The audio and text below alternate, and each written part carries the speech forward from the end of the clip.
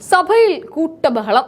Ramesh Chennithala, Kunhalikutty, PC Vishnunath, AP Anilkumar ഇവർക്ക് നടുവിൽ നിന്നും ചാടി എഴുന്നേറ്റ സതീശൻ സ്പീക്കറുടെ നേർക്ക് വിരൽ ചൂണ്ടിക്കൊണ്ട് പറഞ്ഞു, ശബരിമല സ്വർണ്ണക്കൊള്ള വിഷയത്തിൽ ഉരുണ്ട് കളിക്കുന്ന ദേവസ്വം മുൻ മന്ത്രി കടകംപള്ളി സുരേന്ദ്രനെതിരെ മുൻ ദേവസ്വം പ്രസിഡന്റ് പ്രശാന്തിനെതിരെയും നടപടി എടുക്കാത്തിടത്തോളം കാലം ഞങ്ങൾ സമരത്തിലാണ്, ഈ സഭയുമായി സഹകരിക്കില്ല എന്ന്. ഈ സഭാ നടപടികൾ ഇങ്ങനെ മുന്നോട്ട് കൊണ്ടുപോവാൻ ഞങ്ങൾ സമ്മതിക്കുകയില്ല എന്നും അദ്ദേഹം തുറന്നടിച്ചു. സതീശൻ പറഞ്ഞവസാനിപ്പിക്കുമ്പോഴേക്കും സഭയിൽ UDF നടുത്തളത്തിലേക്ക് ഇറങ്ങിയും കഴിഞ്ഞു. അവിടെ സതീശൻ ഒരു കാര്യം കൂടി ഓർമ്മപ്പെടുത്തുന്നുണ്ട്. ഹൈക്കോടതിയുടെ നിർദ്ദേശപ്രകാരം SITക്ക് ഈ കേസ് അന്വേഷിക്കുമ്പോൾ ആ SITക്ക് മേൽ മുഖ്യമന്ത്രിയുടെ ഓഫീസിൽ നിന്നും സമ്മർദ്ദം ഉണ്ട് എന്നതായിരുന്നത്. അപ്പോഴേക്കും മടിയിൽ കനമുണ്ട് എന്ന വലിയ പോസ്റ്ററുകളും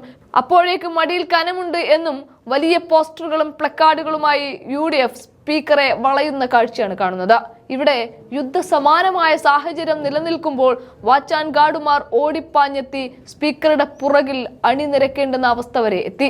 സത്യത്തിൽ ഇടതുപക്ഷ സർക്കാരിന്റെ അവസാന നിയമസഭാ സമ്മേളനത്തിൽ സകല ഇടതുപക്ഷ MLAമാരും മന്ത്രിമാരും നിന്ന് വിയർക്കുന്ന കാഴ്ചയാണ് കാണാനാവുന്നത്. ഇന്നത്തെ സാഹചര്യത്തിൽ പത്മകുമാറും വാസുവുമൊക്കെ ജാമ്യത്തിന്റെ വാതിൽക്കൽ മുട്ടുമ്പോൾ കോടതി പറയുന്നു, ഇവർ മാത്രമല്ല അതിനു മുകളിൽ പല കൊമ്പന്മാരും പുറത്തുണ്ട്. അങ്ങനെയുള്ള 3 പേരുടെ കാര്യം കോടതി തന്നെ പരാമർശിക്കുമ്പോൾ ഒരാൾക്കും ഒരു കാരണവശാലും ജാമ്യം അനുവദിക്കില്ല. അങ്ങനെ ജാമ്യം അനുവദിച്ചാൽ അവർ പല അന്വേഷണത്തിലും കുത്തിത്തിരിപ്പുകൾ ഉണ്ടാക്കും, പല ഉന്നതരുടെയും സ്വാധീനത്തിലെത്തും. അവിടെയാണ് ഇന്നലെ ഒരു കേസിൽ ജാമ്യം കിട്ടിയ ഉണ്ണികൃഷ്ണൻ പോറ്റി പറഞ്ഞത്, എന്നെ ചതിച്ചവരെ ഞാൻ കുടുക്കുമെന്ന്. തൊട്ടു പിന്നാലെയാണ് കടകംപള്ളി പോറ്റിയുടെ വീട് കയറി ചോറുണ്ട കഥയായി അയൽവാസി രംഗത്തെത്തുന്നത്. ഇതെല്ലാം മുന്നിൽ അങ്ങനെ നിവർന്നു നിൽക്കുമ്പോൾ നടക്കുന്ന സഭാ സമ്മേളനം എങ്ങനെ യുദ്ധസമാന സാഹചര്യമല്ലാതിരിക്കും? ആ രംഗങ്ങൾ ഒന്ന് കാണാം. ദേവസ്വം മന്ത്രി നിയമസഭാ നടപടികൾ അവസാന സമയത്ത് ഞങ്ങൾ സമീപിക്കുകയുണ്ടായി. ഞങ്ങൾ മുന്നോട്ട് വെച്ച ആശയം, ശബരിമല സ്വർണ്ണക്കൊള്ളയുമായി ബന്ധപ്പെട്ട് ബഹുമാനപ്പെട്ട ദേവസ്വം മന്ത്രി ശ്രീ വാസവൻ അദ്ദേഹം രാജിവെക്കണമെന്നും ദേവസ്വം ബോർഡ് പ്രസിഡന്റിനെ പുറത്താക്കണമെന്നുമായിരുന്നു. സാർ, ഇന്ന് ഞങ്ങൾ ആ ആവശ്യത്തിൽ ഉറച്ചു നിൽക്കുകയാണ്. ദേവസ്വം മന്ത്രി, കാരണം 2024-25 കാലത്ത് ഗുരുതരമായ ക്രമക്കേടുകൾ ഹൈക്കോടതി കണ്ടെത്തിയ സാഹചര്യത്തിൽ അതിൻ്റെ ഉത്തരവാദിത്വം ഏറ്റെടുത്തുകൊണ്ട് ബഹുമാനപ്പെട്ട ദേവസ്വം മന്ത്രി രാജിവെക്കണമെന്നും SITയുടെ മീതെ മുഖ്യമന്ത്രിയുടെ ഓഫീസിന്മേലുള്ള സമ്മർദ്ദം അവസാനിപ്പിക്കണം എന്നാവശ്യപ്പെട്ടുകൊണ്ട് ഞങ്ങൾ സമരത്തിലാണ് എന്ന വിവരം ഞങ്ങൾ അങ്ങയെ അറിയിക്കുന്നു. സാർ, ഞങ്ങൾക്ക് സഭാ നടപടികളുമായി ഞങ്ങൾക്ക് സഹകരിക്കാൻ ബുദ്ധിമുട്ടുണ്ട്. വളരെ ഗുരുതരമായ ഈ ഒരു വിഷയത്തിൽ ഞങ്ങൾ സമരത്തിലാണ് എന്ന് അങ്ങയെ അറിയിക്കുന്നു. ഓർഡർ കോളിംഗ് അറ്റൻഷൻ ബഹുമാനപ്പെട്ട പാർലമെന്റ് മിനിസ്റ്റർ. സാർ, പ്രതിപക്ഷത്തിനുള്ള അവകാശമാണ് റൂൾ 50 പ്രകാരം അടിയന്തര പ്രമേയം കൊണ്ടുവരാനുള്ളത്. ആ അവകാശം ഉപയോഗിക്കാൻ ഭയപ്പെട്ട പ്രതിപക്ഷം പാർലമെന്റേതരമായിട്ടുള്ള നടപടികളാണ് ഇപ്പോൾ സ്വീകരിച്ചുകൊണ്ടിരിക്കുന്നത്. സർ, ചരിത്രത്തിൽ അത്യപൂർവമായിട്ട് ഒരു പ്രതിപക്ഷം അടിയന്തര പ്രമേയത്തിനുള്ള അവകാശം വിനിയോഗിക്കാതിരുന്നിട്ടുള്ളൂ. അതിനുള്ള ധൈര്യം ഈ പ്രതിപക്ഷത്തിനില്ല. അടിയന്തര പ്രമേയ നോട്ടീസ് കൊണ്ടുവന്നാൽ ചർച്ച ചെയ്യുമെന്ന ഭയമാണ്. ആ ചർച്ച ഒഴിവാക്കാൻ വേണ്ടിയാണ് വെള്ളിലേക്ക് ഇറക്കിയിട്ടുള്ളത്, പ്ലക്കാർഡുമായിട്ട് നാടകത്തിന് ഇറക്കിയിട്ടുള്ളത്. ഇത് ഈ നാട് മുഴുവൻ കാണും. ആത്മവിശ്വാസവും ധൈര്യവും ഉണ്ടെങ്കിൽ റൂൾ 50 പ്രകാരം ചർച്ചയ്ക്ക് തയ്യാറാവുകയല്ലേ ചെയ്യേണ്ടത്? Calling attention Shri CK Harindran, ബഹുമാനപ്പെട്ട തദ്ദേശ സ്വയംഭരണ എക്സൈസ് പാർലമെന്ററി വകുപ്പ് മന്ത്രി. CK ഹരീന്ദ്രൻ, പ്ലീസ്, ഇതൊരു ശരിയല്ല. പ്ലീസ് പ്രതിഷേധിച്ചു, ബാനർ ഒരു പ്രശ്നത്തെ ആസ്പദമാക്കിയുള്ള ഒരു കോളിംഗ് അറ്റൻഷനാണ് സാർ ഞാൻ ഈ സഭയുടെ ശ്രദ്ധയിൽ കൊണ്ടുവരാൻ ശ്രമിക്കുന്നത്. തൊഴിലുറപ്പ് പദ്ധതി സംരക്ഷിക്കുക.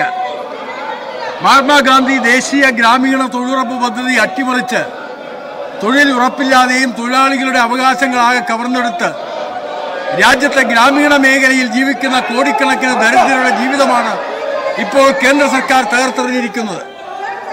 ഇന്ത്യൻ പാർലമെന്റിൽ ഇടതുപക്ഷ പാർട്ടികൾക്ക് ഗണ്യമായ സ്വാധീനം ഉണ്ടായിരുന്നു. 2005 ഒന്നാം UPA സർക്കാരിന്റെ കാലത്ത് ഇടതുപക്ഷത്തിന്റെ ശക്തമായ ഇടപെടലാണ് ഗ്രാമീണ ജനങ്ങൾക്ക് തൊഴിലും വരുമാനവും ഉറപ്പുവരുത്തി അവരുടെ ജീവിതം മെച്ചപ്പെടുത്താൻ ഇത്തരമൊരു നിയമം പാർലമെന്റിൽ അവതരിപ്പിച്ച് പാസാക്കിയത്. ഇടതുപക്ഷത്തിന്റെ അംഗബലം പാർലമെന്റിൽ കുറഞ്ഞതോടെ തൊഴിലുറപ്പ് പദ്ധതി ദുർബലപ്പെടുത്താൻ നീക്കങ്ങളും ശക്തമായി. രണ്ടാം UPA ഭരണകാലത്ത് തന്നെ പദ്ധതിയിൽ കാർഷിക മേഖലയിലെ ആവർത്തന സ്വഭാവമുള്ള കൃഷിപ്പണികൾ പദ്ധതിയിൽ ഏറ്റെടുക്കാൻ പാടില്ലെന്ന വ്യവസ്ഥ നിയമത്തിൽ ഉൾപ്പെടുത്തി. നരേന്ദ്രമോദി ഭരണം തുടക്കം മുതൽ പദ്ധതി ദുർബലപ്പെടുത്താനും കോടിക്കണക്കിന് തൊഴിലാളികളെ പദ്ധതിയിൽ നിന്ന് ഒഴിവാക്കാനും നടപടികൾ തുടങ്ങി. ആധാർ അധിഷ്ഠിത ബാങ്ക് അക്കൗണ്ടിൽ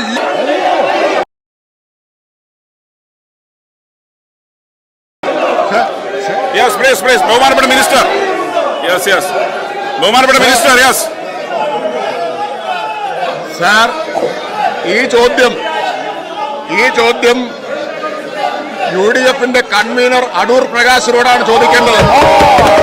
ആരാണപ്പ എന്ന ചോദ്യം അടൂർ പ്രകാശിനോടാണ് ചോദിക്കേണ്ടത്. അവിടെ നിന്ന് കിട്ടുന്ന ഉത്തരം മതിയാകാതെ വന്നാൽ ഡൽഹിയിൽ സോണിയാഗാന്ധിയുടെ വീട്ടിൽ പോയിട്ട് ചോദിക്കണം ഈ ചോദ്യം. അതാണ് ചോദിക്കേണ്ടത്. സാർ, ഇപ്പോ ഈ നാടകം നടത്തുന്നത് എന്തിനാണ്?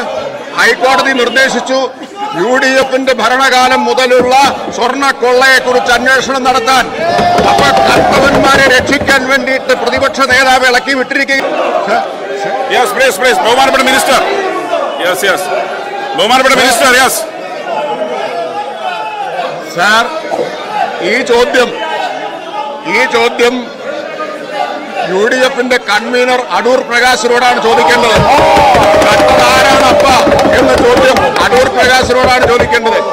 അവിടെ നിന്ന് കിട്ടുന്ന ഉത്തരം മതിയാകാതെ വന്നാൽ ഡൽഹിയിൽ സോണിയാഗാന്ധിയുടെ വീട്ടിൽ പോയിട്ട് ചോദിക്കണം ഈ ചോദ്യം. അതാണ് ചോദിക്കേണ്ടത്. സാർ, ഇപ്പോ ഈ നാടകം നടത്തുന്നത് എന്തിനാണ്? ഹൈക്കോടതി നിർദ്ദേശിച്ചു UDFന്റെ ഭരണകാലം മുതലുള്ള സ്വർണ്ണ കൊള്ളയെക്കുറിച്ച് അന്വേഷണം നടത്താൻ. അപ്പൊ കർത്തവന്മാരെ രക്ഷിക്കാൻ വേണ്ടിയിട്ട് പ്രതിപക്ഷ നേതാവ് ഇളക്കി വിട്ടിരിക്കുകയും.